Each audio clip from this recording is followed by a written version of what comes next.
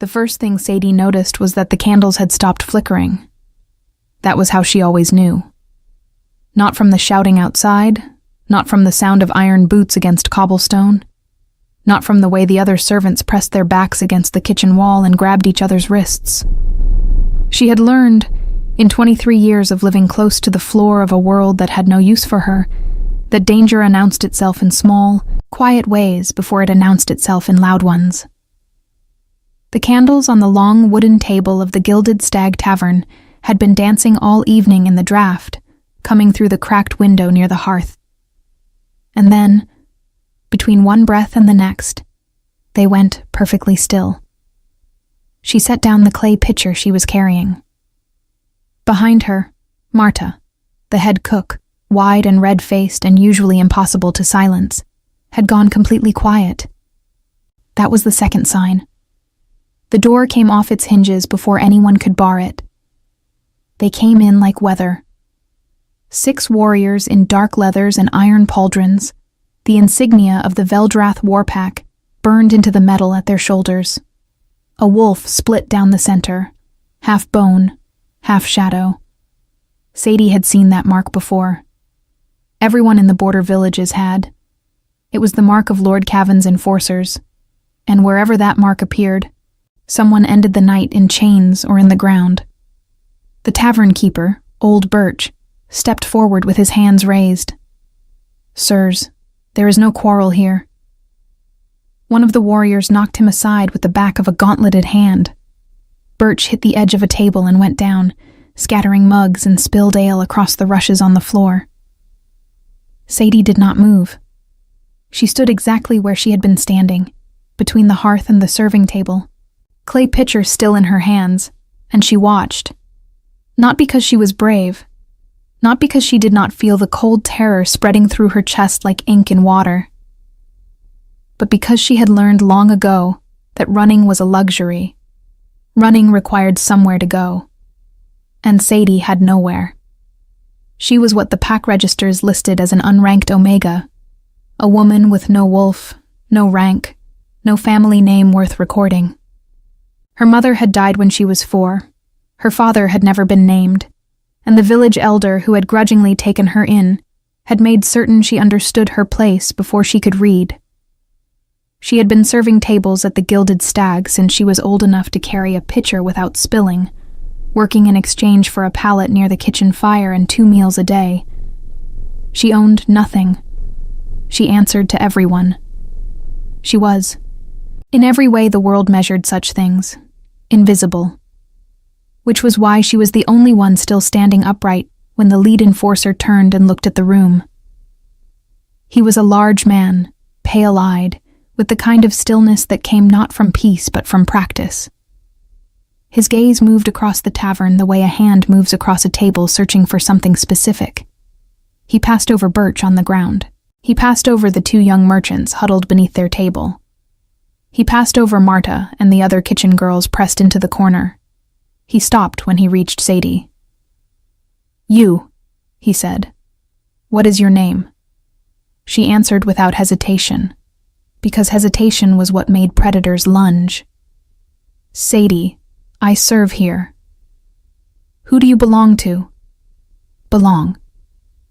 The word sat in her mouth like a stone. "No one, my lord enforcer. I am unranked." Something shifted in his expression. Interest, maybe, or recognition. Neither felt safe. "Then you'll come with us." The room erupted in a different kind of silence, the held breath kind, the kind where everyone is grateful it is someone else being taken and ashamed of that gratitude at the same time. Sadie heard Marta make a small sound, half sob, half swallowed nothing, and then swallow it the rest of the way. Sadie set the pitcher down on the table. Carefully, level. "On what authority?" she asked. The enforcer blinked. Whatever he had expected her to say, it had not been that. "On the authority of Lord Cavan of Veldrath," he said, slower now, recalibrating. "And what does Lord Cavan want with an unranked tavern servant?" she asked. Her voice was even. She was not even sure how. Inside, Something was shaking itself apart. But her voice held. That is not your concern. It seems like it should be, given that it is my person being collected. One of the other enforcers laughed, a short, mean sound. The lead enforcer did not. He crossed the tavern in 4 steps, and he was larger up close, wolf blood rolling off him in waves, the kind of alpha secondary dominance that made her bones want to go soft. She locked her knees. He looked at her for a moment. Then he reached past her and picked up the clay pitcher she had set down. He turned it over once in his hands. Lord Cavan has an interest in an unranked female matching your description, he said, quietly enough now that only she could hear. A particular interest. You would be wise not to make this difficult. Sadie looked at the pitcher in his hands. She thought about the last time someone powerful had taken a particular interest in her. She had been 16. She had trusted him because he had a kind face and he'd said, "You are not like the others, Sadie." And she had believed it for almost 2 years, before she understood that particular interest was not the same thing as care, and that she had been used to carry messages and information to a rival pack without ever being told, and that when that arrangement became inconvenient, she had been discarded and blacklisted from 3 villages. She had walked to the border and found the gilded stag, and started again with nothing. She had been starting again with nothing for as long as she could remember. "I will come," she said. "But not because I am wise, because I have no choice." The enforcer nodded, satisfied with that. She thought he would have been less satisfied if he knew what she was really thinking, which was, "I am going to need to understand exactly what Lord Cavan wants from me. And then I am going to need to find a way out before he gets it."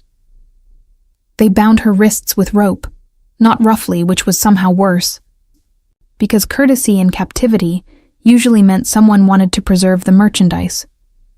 And they walked her out through the broken door of the Gilded Stag into the night air. The village of Ashfen was burning, not entirely. Not the way a city burns when an army wants to erase it. But there were 3 buildings lit at the far end of the road, and there were people running, and there were more enforcers in the streets. And Sadie understood in one slow, nauseating breath that this had not been a raid on the tavern specifically. The entire village had been hit at once. A sweep. They were looking for something, or someone, and collecting everything that might be useful along the way. She was useful. She had always been useful to the wrong people. They walked her to the edge of the village where 4 horses and a covered wagon waited. 3 other people were already inside the wagon when they lifted her in. 2 young men with the glazed look of shock, and a woman maybe 10 years older than Sadie who was holding a wound on her forearm and breathing through her teeth. Sadie moved to sit beside her without being asked. "Let me see," she said quietly. The woman looked at her with wet, red-rimmed eyes. "You're the girl from the tavern," she whispered. "I am. Let me see your arm." The woman held it out. The cut was deep, but clean. Sadie tore a strip from the hem of her underskirt, rough linen, not ideal, but better than nothing, and wrapped it firmly, pressing the cloth flat to stop the bleeding. She worked quickly, efficiently, the way she had learned to do everything, without drawing attention, without wasting motion. "What is your name?" the woman breathed. "Sadie." "I'm Nessa. My husband." She stopped, started again. "They took my husband somewhere else." "I know," Sadie said. She tied the bandage off. "I'm going to find out why we're here. I'm going to look for a way out. Don't react when I speak to the guards. Don't cry loudly. Stay small." Nessa stared at her. "You're not frightened." Sadie looked down at her own bound wrists. Her hands were trembling. Fine, shallow tremors she could not entirely suppress. "I am terrified," she said simply.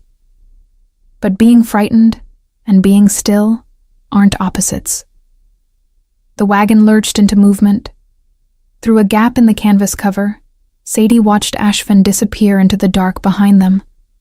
The burning buildings, the scattered torchlight, the broken door of the tavern where she had spent the last 4 years of her life building something small and survivable from nothing. Gone now. Again. She pressed her back against the side of the wagon and looked up through the gap at the sky.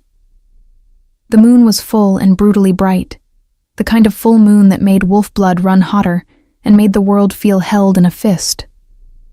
Something moved in the dark beyond the tree line, fast and low, too fast for a horse, too large for a dog, a wolf, a real one. Not the half-shifted form the enforcers sometimes took, but a true full shift, massive and silver pale, there for one breath and gone the next. Sadie watched the place where it had vanished. Something in her chest. Not instinct exactly, because she had no wolf, no inner creature to speak of. Something quieter than that, more like pressure, like awareness said, that was not one of Cavan's. She did not know what that meant. She filed it away, the way she had learned to file everything, carefully, without reaction, to be examined later. The wagon rolled on into the night. The wagon stopped before dawn. Sadie had not slept. She had counted the turns, 4 left, 2 right, a long straight road with the sound of water running somewhere to the east, and estimated they had traveled perhaps 6 hours at a moderate pace. Far enough from Ashfin that the border markers would have changed. Far enough that she did not know this territory. That was the first problem. The second problem announced itself when the canvas cover was pulled back, and she saw where they had brought her. It was not Lord Cavan's fortress, which she had heard described as a black stone structure on a hill above the Veldrath marshes. This was something else entirely. A way station, a large one, built from timber and rough-cut stone, surrounded by a wooden palisade with torches burning at intervals along the top. A temporary holding place. She had heard of such things.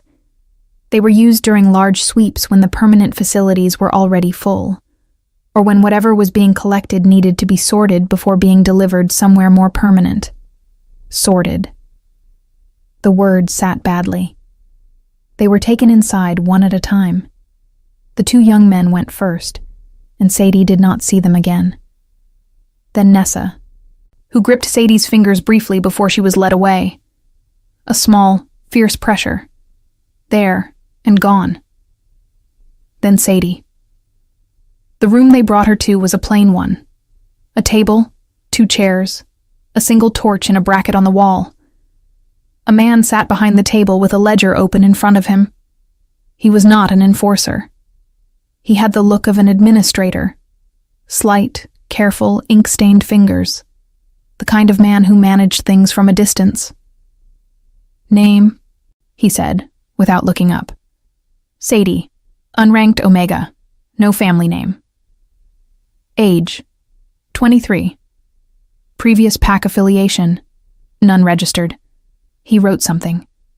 Then he looked up at her, and his gaze moved across her face and down and then back up, the way a livestock assessor looks at an animal being evaluated for sale.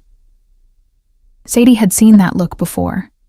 She had been on the receiving end of versions of it her entire life. She held very still and let him look, because reacting was dangerous, and information was not. "You're the one who spoke to Commander Renwick," he said. Renwick, the lead enforcer. She filed the name.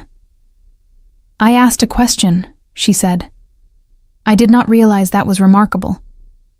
In a sweep situation, most unranked Omegas are on the ground before the door finishes breaking." He tilted his head. "You were standing. I had a picture to set down first." His mouth did something that was not quite a smile. He wrote something else. Then he closed the ledger and folded his hands on top of it. "Lord Cavan has ordered a collection of unranked females between the ages of 18 and 30 from the border villages," he said, with the flat tone of someone reading from a document in his own memory. "They are to be held, assessed, and transported to Veldrath Keep within the fortnight. There they will be presented and assigned to permanent household positions." Sadie let that settle. She parsed every word of it carefully, because she had learned that what was said and what was meant were almost never the same thing when powerful men were doing the saying. Collected, assessed, presented, assigned, not hired, not invited, not given a choice. What sort of household positions? She asked. That will be determined based on assessment. Assessed by whom? By Lord Cavan's selection committee. She looked at the ledger. And if someone does not wish to be assigned? The administrator's expression flattened. Unranked Omegas have no legal standing to refuse a lord's household claim within the Veldrath territories. This is within the law. There it was. Clean and simple and monstrous in the most ordinary possible way. She had known it was bad. She had not known yet exactly which shape of bad it was. Now she did. They were not going to be killed. That would have been almost simpler. They were going to be absorbed. Folded into Cavan's household as property with a legal justification. And the law would call it placement, and everyone would nod and look away, because that was how it had always worked for women with no pack, no name, and no one to object on their behalf. Sadie thought about the knife she had kept in her boot for 4 years, and whether it was still there. They had not searched her when they bound her wrists. The rope had since been removed. No need for it inside the palisade. The knife was a short thing. A belt knife, really, barely the length of her palm. Useless against 6 armed warriors. Potentially useful for other things. She kept her face neutral. I understand, she said. The administrator nodded and made a note.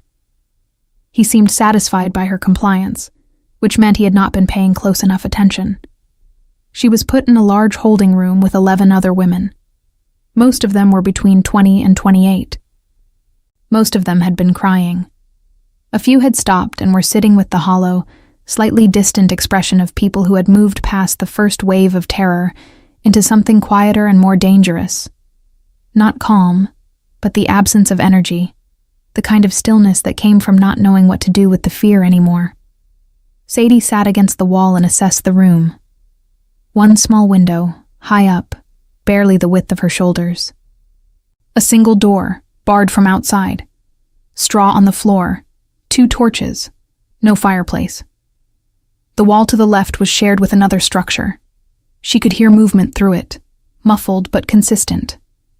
The wall to the right was exterior, because the timber there was colder to the touch, and she could feel the faint variation in temperature. She was constructing an exit in her mind. Theoretical, incomplete, dependent on variables she did not yet know. When the woman sitting closest to her said quietly, "You were at the Gilded Stag." Sadie looked at her. Young, probably not yet 25, with dark circles under her eyes and dried mud on her dress. Her hair had come mostly out of its braid. "I was," Sadie said. "I came through Ashfin 2 days ago. I heard about the girl who runs the evening service. They said she never drops a thing, never misreads an order, never forgets a face." A pause. "That you?"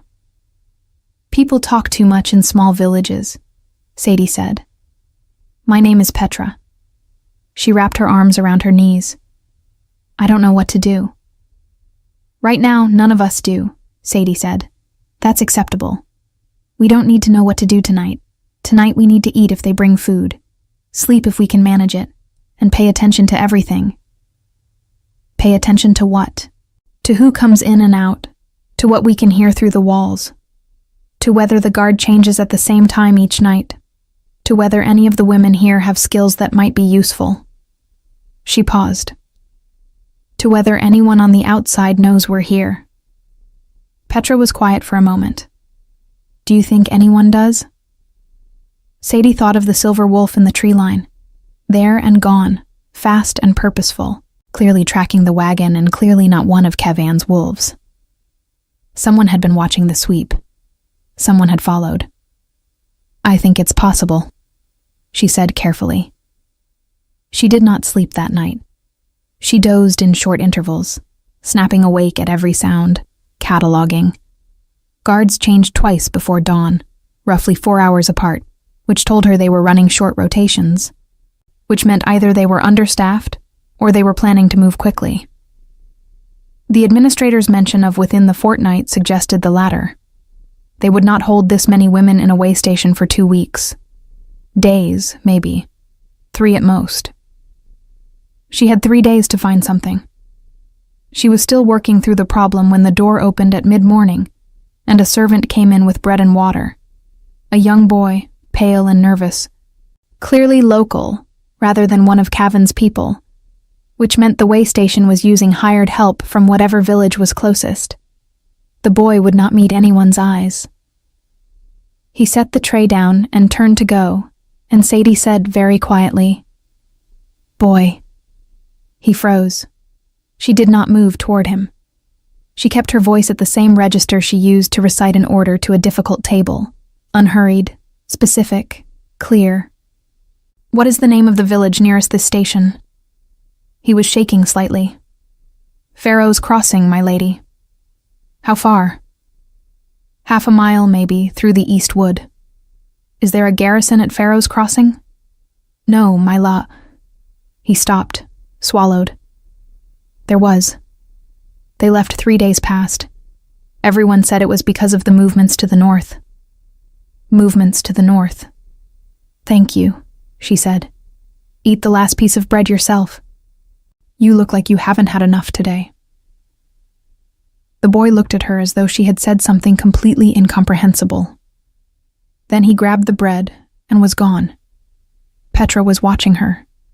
Several of the other women were too.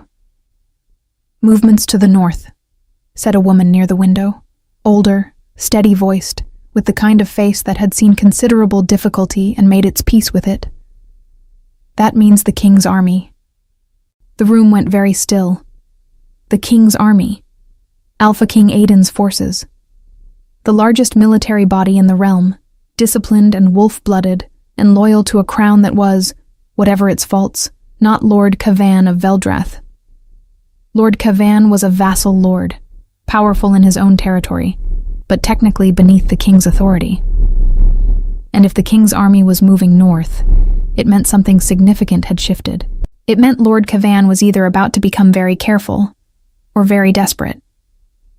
Either way, the window she had to act in was narrowing.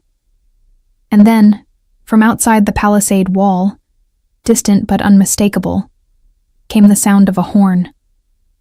Low and long, a single sustained note that cut through the morning air and made every wolf-blooded woman in the room go rigid with a response Sadie could only observe from the outside. Some of them shivered.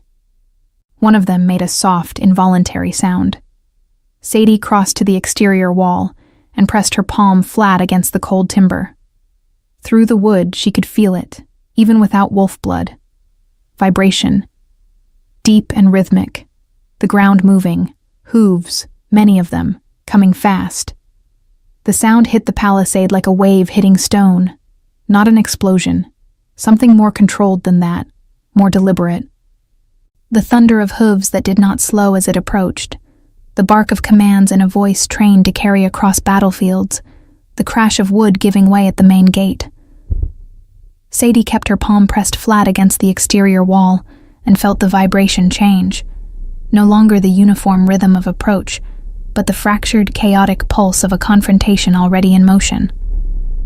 The women in the holding room had gone to the floor instinctively, most of them pulling into the corners, arms over their heads. Petra had grabbed the wrist of the woman beside her. The older woman near the window, who had spoken about the king's army, remained seated with her hands folded in her lap, eyes closed, lips pressed together, as though she were praying or calculating or both. Sadie remained standing. She moved to the door instead. She pressed her ear to the gap between the door and the frame and listened with the particular quality of attention she had developed over years of working a crowded tavern, where the ability to track 6 conversations at once was the difference between a good night and a disastrous one. Shouting outside. Cavan's enforcers, she thought. The cadence was defensive, reactive. Commands to hold position, to fall back to the inner structure. To get the... She caught the word cargo and felt something cold move through her. To get the cargo secured. Then another voice. Just one. And it cut through the defensive shouting the way a blade cuts through linen, not with force exactly, but with precision. One clean motion, and then silence. She could not make out the words, but she heard the effect of them. The shouting stopped. That kind of voice did not come from a subordinate. She stepped back from the door and looked around the room. "Everyone stay low and stay quiet," she said. "Whatever is happening is not Cavan's people doing it. That means we do not run out into it. We wait. We stay calm. We let it resolve." "What if they burn the building?" one of the younger women said, voice breaking at the edges. "There is no smoke," Sadie said. "If that changes, we use the window." "We won't fit through the window." "I will fit through the window," Sadie said. "And then I will find something on the other side to help the rest of you through. One problem at a time." She did not actually know if she would fit through the window. She thought probably yes, if she removed her outer dress and went sideways. But the point was not the window. The point was that panic was a fire of its own, and the only thing that put it out faster than reassurance was a plan, even an incomplete one, even one built out of maybes and approximations. The sounds outside changed again. Less shouting now. The particular sound of weapons being laid down. She had heard it once before, during a territorial dispute that had briefly touched Ashvin 2 winters past. A kind of collective metallic surrender, clanks and thuds rather than clashes. Then footsteps, deliberate ones, coming toward the holding room. Sadie positioned herself 3 feet from the door, directly in the center of the room. Not in front of the other women. She was not trying to place herself as a shield, because she had no capacity to be one, and false heroics would only confuse the situation. But she placed herself where whoever came through the door would see her first, before they saw the others, because she had learned that being seen first meant being the one who established the terms of a first impression. The bar on the outside of the door lifted. The door opened. The man who stepped through was not what she expected. She had expected another enforcer, possibly the lead man, Renwick, or someone equivalent. She had built a mental model of this moment, a large, aggressive wolf-blood male, weapons visible, eyes scanning for compliance. What she got was a soldier in dark traveling leathers with a silver insignia at his chest. Not the split wolf of Veldrath, but a single wolf mid-stride, the royal mark of the crown's direct forces. He was young, perhaps 25, with the watchful eyes of someone trained to assess a room quickly. He took in the women on the floor, the 2 standing, Sadie and the older woman, and he held up one open hand, palm out. "No one here is in danger," he said. "Lord Cavan's enforcers have surrendered the station. You will be escorted out shortly. Is anyone injured?" A beat of silence, then several voices at once. Sadie let them talk. She watched the soldier's face instead. He answered questions patiently. He did not look at the women the way the administrator had, not assessing, not calculating worth. He looked at them the way a person looks at a problem they have been given the job of solving carefully. She waited until the first wave of voices had quieted, then said, "Who gave the order to move on this station?" The soldier looked at her. His expression shifted almost imperceptibly. Not suspicion exactly, more like the recalibration she had seen on Renwick's face the night before. The adjustment that happened when someone said something outside the expected range. "The order came from the Crown," he said. "From the King directly, or from a council directive?" He paused. "From the King directly." She nodded. That was significant. A council directive could be delayed, amended, or quietly reversed. A direct royal order was something else. It meant Alpha King Aiden had known about the sweep specifically, had responded to it specifically, and had moved fast enough to intercept before the women were transported to Veldrath Keep. That was not a routine patrol catching a problem of opportunity. That was deliberate. "What happens to us now?" the older woman asked, from her seat near the window. "You will be offered temporary shelter at the nearest Crown garrison. From there, you may return to your villages or request placement assistance if your homes are no longer safe." "And Lord Kavan?" Sadie asked. The soldier's jaw tightened slightly. "That is above my information level." Which meant it was complicated. Which meant Kavan had not simply been arrested and resolved. Which meant the situation was ongoing. She followed the others out into the morning light. The way station courtyard was crowded with soldiers in crown colors. Kavan's enforcers were grouped near the far wall, weapons confiscated, wrists bound. The same rope they had used on her the night before, she noticed, with a detached and unsentimental sense of symmetry. The administrator with the ink-stained fingers was sitting on a crate looking at the ground with the expression of a man mentally composing excuses. Nessa was there, in the courtyard, already wrapped in a soldier's cloak. She crossed to Sadie immediately and gripped both her hands. "You're all right. I'm all right. Are you?" "Yes." "Sadie?" She stopped. Her eyes moved past Sadie's shoulder. Something changed in her face. Not fear, but a different kind of alertness. The kind that happened in the presence of overwhelming rank. An instinctive response. Pack instinct, even in a woman as ordinary as Nessa. Sadie turned. He was standing at the far edge of the courtyard, near the broken gate, and he was not doing anything dramatic. He was not on horseback. He was not shouting commands or gesturing broadly, or performing the visual vocabulary of power. He was simply standing, arms loose at his sides, speaking quietly to a man beside him who had the bearing of a senior officer. But the courtyard reorganized itself around him, without anyone appearing to notice it was doing so. The soldiers stood slightly straighter near him. The space around him remained clear by some unspoken consensus. Even the morning light seemed to fall differently on that part of the yard. Or perhaps that was only the way Sadie's mind was constructing what her eyes were taking in. Alpha King Aiden. She had never seen him. She had heard descriptions. Every village had heard descriptions, passed down through travelers and merchants and the occasional soldier who had served under his banner. Tall, dark, controlled, young for what he carried, with the gray eyes of the old bloodlines and the kind of face that looked like it had been made for difficult weather. The descriptions were accurate as far as they went. They did not convey the rest of it, the quality of his stillness, the sense that his attention, wherever it landed completely. Not scattered, not performing, but fully present in a way that most men were not. He was not looking at her. And then he was. It happened between one breath and the next. His conversation with the senior officer did not pause. His posture did not change. But his gaze moved across the courtyard and it found her and it stopped. Sadie did not look away.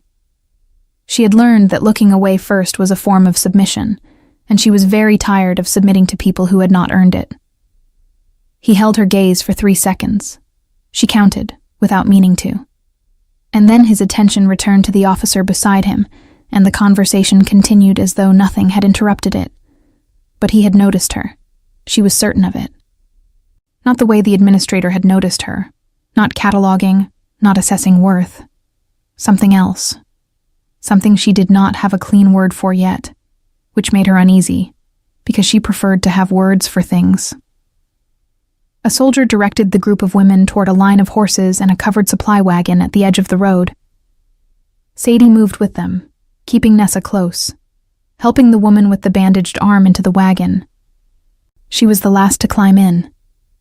She paused with one hand on the wagon's edge and looked back at the courtyard, at the broken gate, the disarmed enforcers, the morning light spreading across the stone, and at the Alpha King, who was still talking to his officer, and who was, she was almost certain, entirely aware of exactly where she was standing and what she was doing. She got into the wagon. She did not know what he wanted. She did not know why she had been looked at like that, Not like cargo.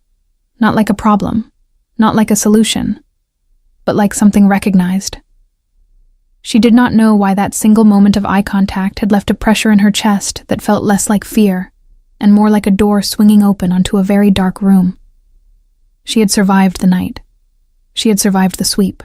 She had kept 11 women calm in a locked room with nothing but a belt knife and a careful voice. She would figure out the rest. The Crown Garrison at Pharaoh's Crossing was a modest structure by royal standards.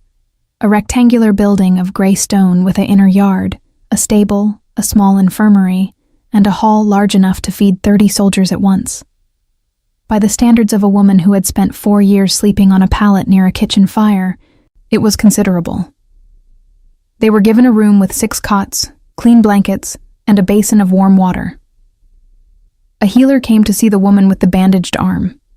A composed older man who inspected Sadie's makeshift dressing with an expression that was equal parts surprise and professional assessment before rebandaging the wound with proper cloth and a poultice that smelled of yarrow and pine resin. "This held well through the night," he said, not quite looking at Sadie as he said it. "Good pressure. Clean knot." "She needed it," Sadie said. He left without commenting further, but she caught him glancing back at her from the doorway. She had been glanced at a great deal since the courtyard. The soldiers were not hostile. They were courteous in a careful, deliberate way that suggested they had been given specific instructions on how to treat the women from the way station. They brought food, real food, warm bread, and a thick stew of lentils and root vegetables, not the dry bread and water of the holding room, and they answered questions plainly when asked. But they watched her. Not the way Cavan's administrator had watched, more like men who had been told to pay attention to something specific and were trying to do their jobs without being obvious about it. She ate.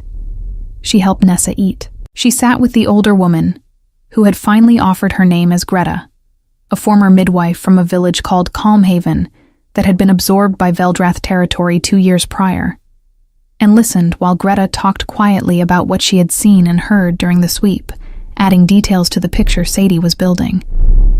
The sweep had not been random.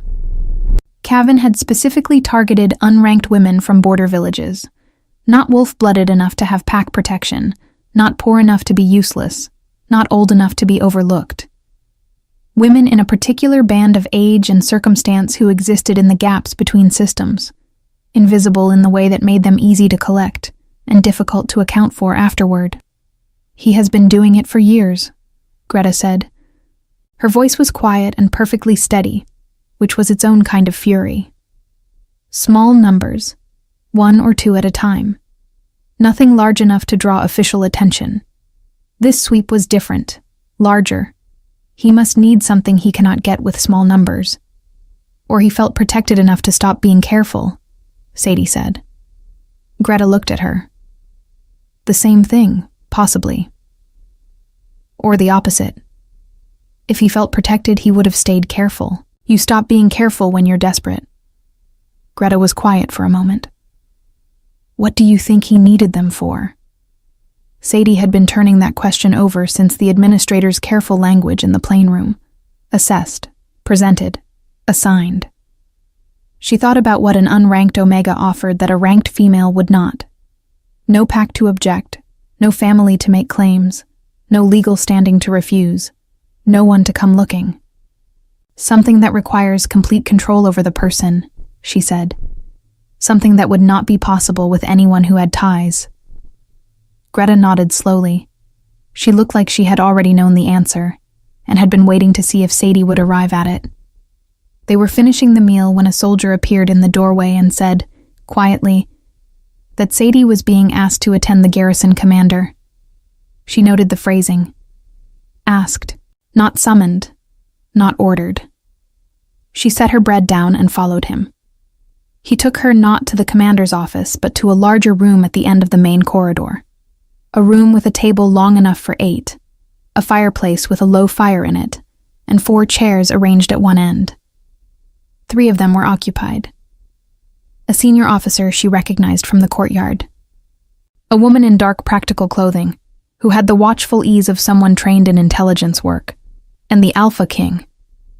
He was sitting in the far chair, angled slightly toward the fire. He had removed the traveling cloak and was in dark leathers, a silver chain of office at his collar. Minimal, functional, nothing performative. He looked younger than she expected up close and older than his face suggested, the way people did when they carried things that had no visible weight. She stopped 3 feet from the table. The senior officer spoke first. "Please sit." She sat. She folded her hands on the table in front of her, the same way the administrator had folded his, because she had found that mirroring the posture of authority in a room made people slightly more likely to treat you as an equal rather than a subject. "Your name is Sadie," the senior officer said. "Unranked Omega, formerly employed at the Gilded Stag Tavern in Ashvin." "Yes." Commander Renwick noted in his report. He paused almost imperceptibly, and Sadie understood that Renwick had already been debriefed, that reports had already been compiled, that this meeting had been planned before she was brought to the garrison, that you responded to the initial entry with unusual composure, that you asked substantive questions about legal authority and were the only person in the room to do so. "I needed information," she said. Panic was not going to provide it. The woman in dark clothing made a small sound, not quite a laugh. The officer continued.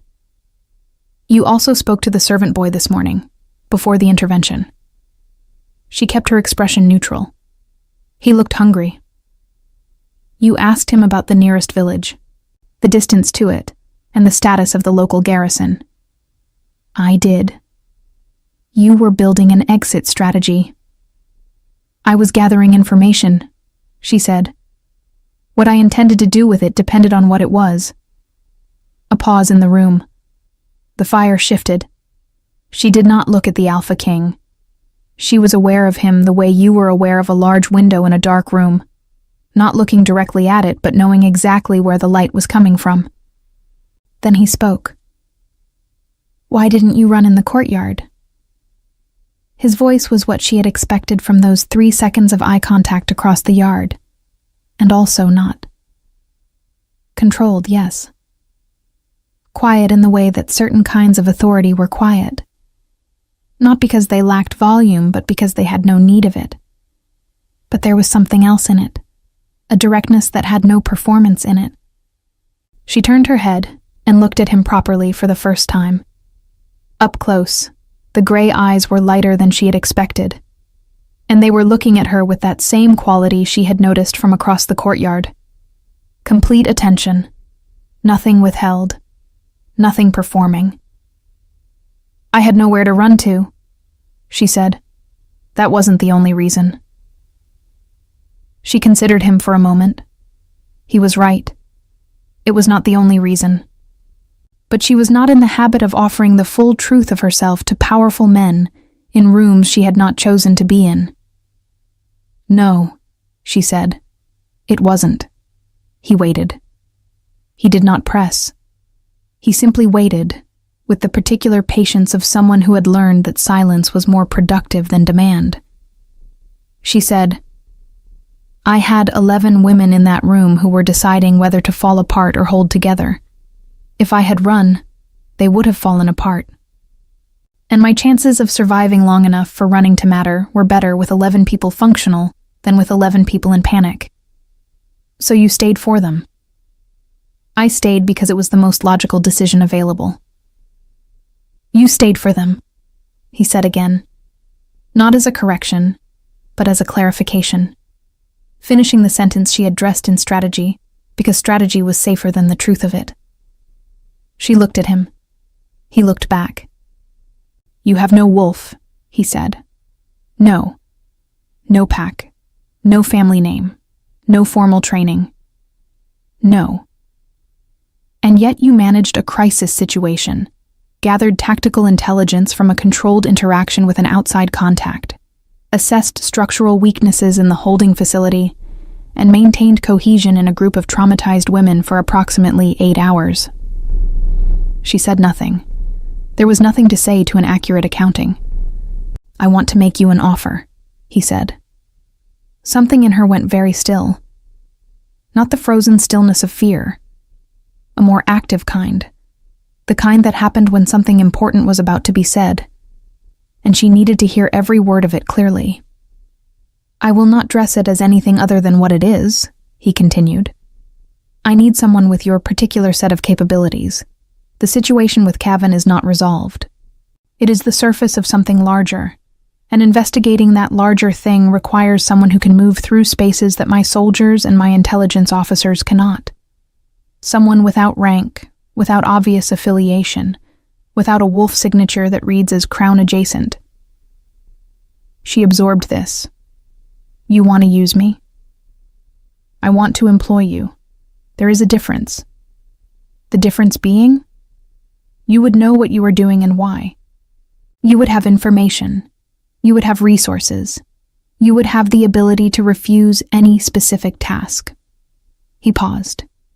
And you would be under Crown protection, which means Cavan cannot touch you, and neither can anyone operating under him. She was quiet for a long moment. She thought about the pallet near the kitchen fire. The 4 years of careful, invisible work, building something small and survivable, and how easily it had been swept away in a single night. She thought about Nessa's husband, taken somewhere else in the sweep and not yet accounted for. She thought about Greta's flat, steady voice, saying he has been doing it for years. She thought about 12 women in a locked room, and a boy with not enough bread. She thought about the silver wolf in the tree line, there and gone, tracking the wagon through the dark. She looked at Alpha King Aiden and said, "What exactly is the larger thing?" And something shifted in his expression. Not surprise exactly, but something adjacent to relief, as though he had been prepared for several possible responses, and this was the one he had hoped for. Cavan is not working alone, he said. He has 3 other vassal lords involved, possibly more. The sweeps are providing something. People, information, leverage. We do not yet know which, to a coordinating force that my intelligence office has not been able to identify. Someone above Cavan's level is orchestrating this. And you need someone inside that system. I need someone who can get inside it without appearing to be looking for anything. She thought about that. She thought about what it would mean, and what it would cost, and what it might give back. I want Nessa's husband found, she said, and the 2 young men from the wagon. Whatever I do for you, that happens first. He held her gaze. Done. And I want to know everything you know about Cavan's operation before I agree to anything specific. Agreed. And if I decide at any point that a specific task is one I will not do, that decision is mine and it stands. It stands, he said. She looked at him for one more moment. She did not trust him.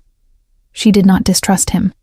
She had not yet collected enough information to do either properly, and she was not in the habit of making decisions on insufficient data. But she had nowhere to go back to. And there were women she could not help from a pallet near a kitchen fire. Then tell me, she said, everything. The everything took 3 days. Not because Aiden was withholding. She had expected withholding, had prepared herself for the careful rationing of information that powerful men used to maintain advantage over people they needed, but did not yet trust. Instead, what she got was something she had not anticipated. Thoroughness. He gave her the intelligence reports unedited. He gave her access to the garrison's correspondence files, the intercepted letters from Cavan's network, the maps of the sweep patterns going back 4 years. He sat with her for 2 full evenings at the long table in the meeting room while the fire burned low, and he answered her questions directly, and when he did not know something, he said so without dressing the gap in authority. That was the most disorienting thing. Not the information, the directness. She had spent her entire life in proximity to people who spoke around things, who said placement when they meant captivity, who said particular interest when they meant use, who said you are not like the others when they meant you are useful to me in a way the others are not. She had become so practiced at translating that she had almost forgotten that translation was not always necessary. Aiden said what he meant. It made her deeply uneasy in a way she could not entirely justify, because unease usually had a clear source, and this one kept moving when she reached for it. On the second evening, after the senior officer, whose name was Corvin, and the intelligence operative, Mira, sharp-eyed and economical with words, had left the room, Aiden spread the largest map across the table and traced the pattern of the sweeps with one finger. 4 lords, he said. Cavan in the west border, Harwick in the south marshes, Aldrin of the Fencastle territories, and a 4th we have not yet confirmed. The sweeps follow a rotation. When Cavan's territory goes quiet, Harwick's increases. They are coordinating. And the collected people are going where? She asked. That is what we cannot trace. Cavan's keep receives them. After that, the records stop. Officially, they are assigned to household positions and the documentation is filed. But the people don't appear in any subsequent census. No pack records, no household registers, no death records. They vanish. Sadie was quiet for a moment. She was looking at the map, but she was thinking about the administrator's ledger, about how clean his handwriting had been, about a system designed to make disappearance look like paperwork. Someone is consuming them, she said. Not using them. Consuming them. Aiden looked at her. If they were being used as servants, as workers, as anything functional, there would be traces, she said. People leave traces when they exist somewhere. They get sick. They cause problems. They interact with systems. The fact that there are no traces means they aren't being kept. They're being passed through. Passed through to what? I don't know yet. But I think that's the question that breaks this open. She straightened. I need to go to Cavan's keep. He was quiet for a moment. Not the silence of objection. The silence of someone running calculations. As what? He said. As what I am. An unranked Omega with no ties, no wolf, no one to come looking. Exactly what he was collecting. She paused. I let myself be collected again. I get inside. I find where the records stop and I follow the gap. If Cavan identifies you as connected to the crown, he won't. I was in his system for less than 12 hours before the intervention. I was listed under my name with no additional flags. If his administrator's ledger survived your soldiers, which it probably did because administrators always protect their ledgers, I am simply an escaped collection who can be reacquired. She heard how flat that sounded. She had meant it to sound flat. It was easier to plan around things when you talked about them that way. I don't like it, Aiden said. You don't have to like it, she said. You said specific task decisions were mine. I said you could refuse. I didn't say I couldn't object. Object then, I'll listen. He looked at her across the map. The firelight was low by now, the room almost entirely in shadow except for the orange glow that caught the edge of the map and the line of his jaw. He had a habit, she had noticed over 3 days, of going completely still when he was thinking hard about something. Not tense, not distant, but gathered, the way a person gathered themselves before lifting something heavy. You have no wolf, he said. If something goes wrong inside that keep, you cannot shift. You cannot fight at wolf capacity. You cannot outrun them. I have never had a wolf, she said. I have been surviving without one for 23 years. It is not an absence I need you to account for. Something moved across his face. Not pity. She had been bracing for pity, and it was not that. It was closer to something like recognition. I know, he said quietly. That's not what I meant.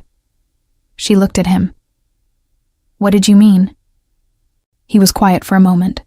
Then, I meant that I don't want something to happen to you in a place where I cannot reach you in time. The room was very still. The fire made a small sound.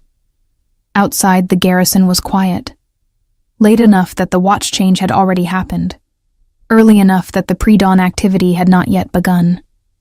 They were entirely alone with the map between them and 3 days of careful professional distance, and that sentence sitting in the air with nowhere clean to land. Sadie looked down at the map. She had been expecting many things from this conversation. She had not been expecting that. "I'll have a signal route," she said after a moment. "Mira can establish contact points.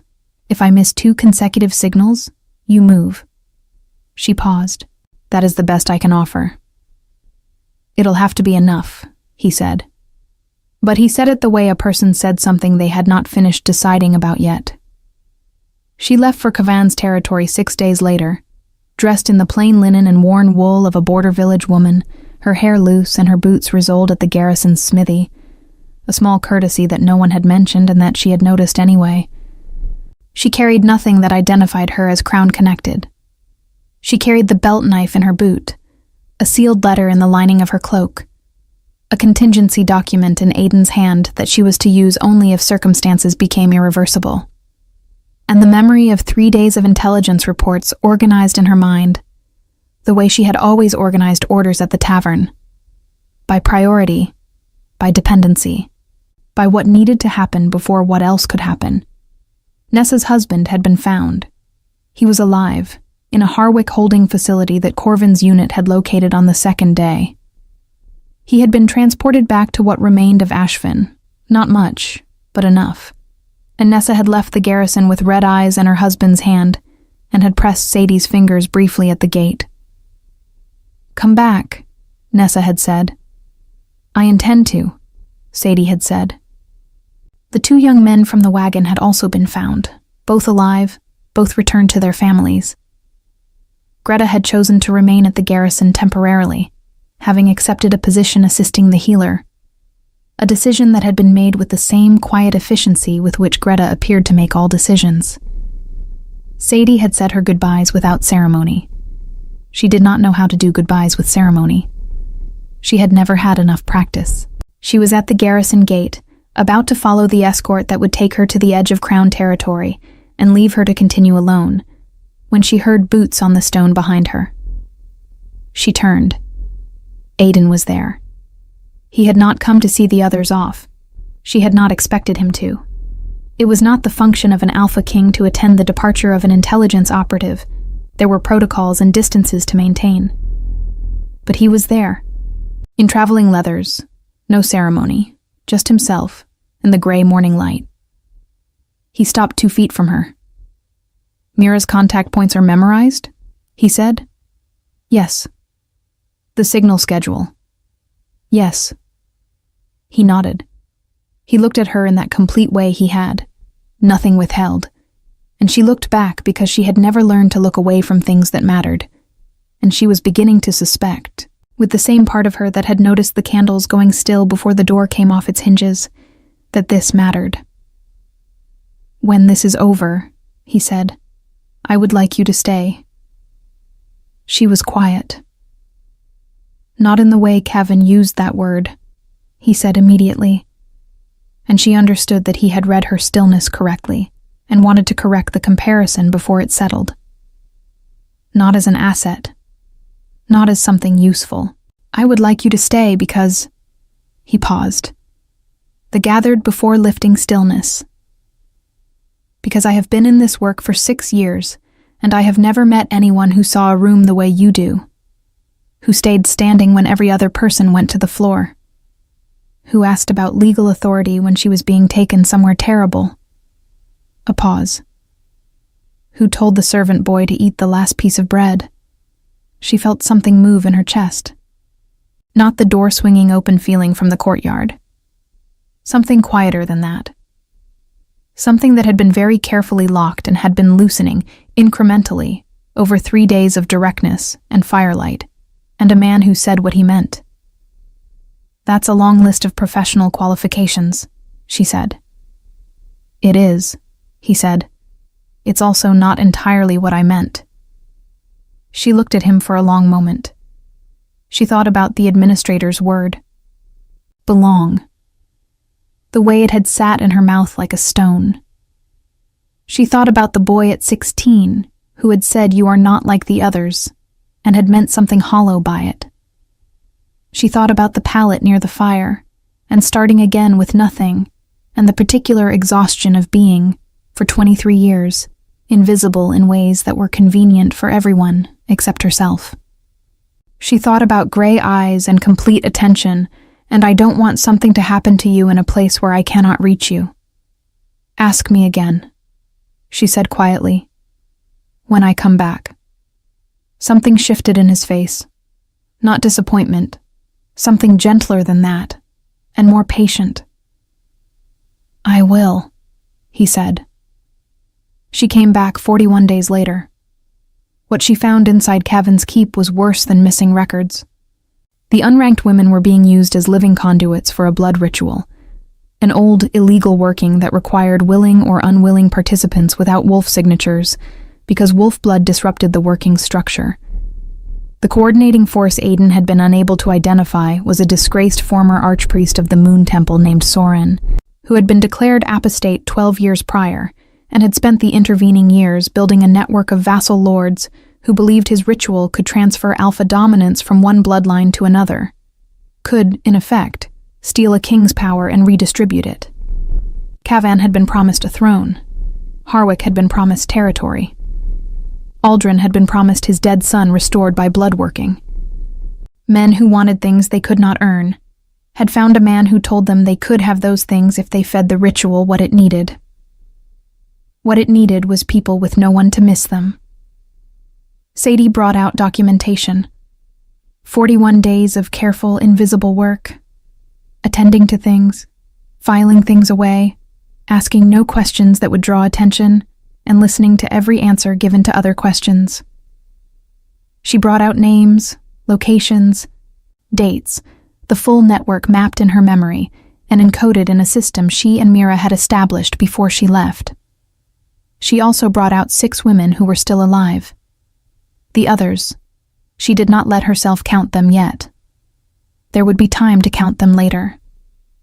For now she moved, and she kept moving, and she got the 6 women to the extraction point that Mira had established, and she sent the signal, and she waited. Aiden arrived in 4 hours. He came with Corvin and 40 soldiers and Mira. And when he saw her standing at the extraction point with 6 women and mud on her face, and blood that was not hers drying on her sleeve, he crossed the distance between them in 3 strides, and he stopped. And he looked at her. And for a moment neither of them said anything. You're late, she said. You signaled early, he said. She looked at him. He looked at her. Something that had been held at a careful distance for 41 days and 3 before that collapsed the remaining space between them, and he reached out and took her hand. Not dramatically, not with ceremony, just took it, held it, as though that were a thing he had the right to do and had been waiting to do for some time. She let him. What followed was not simple or swift. Nothing worth having ever was. Soren was brought before the Crown Tribunal 3 months after Sadie came back.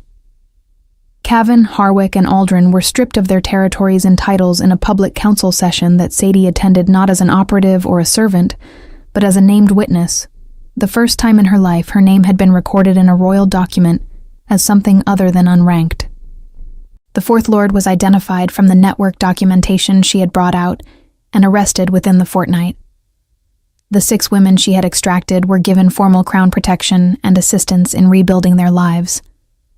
Greta, who had remained at the garrison and quietly become indispensable to the healer there, helped coordinate their resettlement with the same efficient compassion she applied to everything. Nessa returned to what had been rebuilt of Ashvin with her husband and sent Sadie a letter, a real one, sealed and delivered by a crown messenger, that said only, "I told you to come back.